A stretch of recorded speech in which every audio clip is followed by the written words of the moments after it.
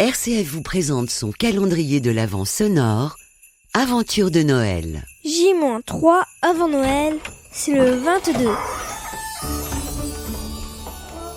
C'est une annonce qui nous avait laissé sans voix. Une amie de ma grand-mère venait de décéder du Covid-19 à l'âge de 96 ans. Il faut dire qu'autour de la table du réveillon, personne n'était préparé à entendre ça. D'ailleurs, personne n'était vraiment préparé à être là. Exception cette année, le réveillon avait été préparé au dernier moment, car j'avais eu l'idée saugrenue d'inviter des membres de la famille que nous n'avions pas vus depuis une décennie. Idée qui m'avait d'ailleurs valu 7 heures d'autoroute dans une Smart Fortwo remplie à ras-bord pour aller rejoindre une maison de famille ancienne, presque oubliée.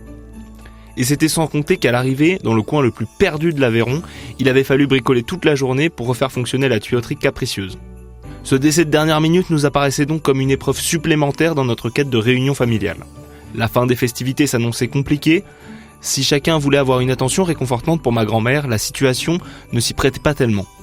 Mais c'était sans compter notre maladresse personnelle qui, pour une fois, allait s'avérer utile. En effet, chacun avait prévu des fêtes de Noël sans bien connaître les invités. Cousins lointains, demi-frères que nous n'avions vus que sur les photos, chacun avait découvert le casting à mesure que les voitures s'étaient garées dans l'allée. Lors des préparations de Noël, il avait donc été compliqué pour beaucoup de trouver des cadeaux assez touchants pour faire plaisir. Et comme personne n'avait voulu s'encombrer d'une quelconque originalité, le pied du sapin apparaissait plutôt comme un banal chéquier impersonnel et triste. En voyant grand-mère pleurer au bout d'une table silencieuse, nous espérions secrètement chacun pouvoir disparaître et oublier ce qui allait rester comme le Noël à ne plus faire.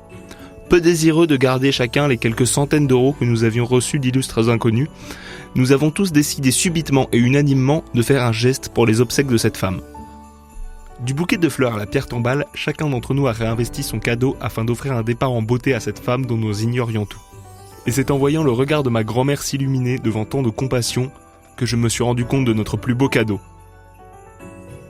Pour retrouver de nouveaux témoignages de Noël fraternel, rendez-vous dès à présent sur rcf.fr, sur l'application RCF et les principales plateformes de podcast.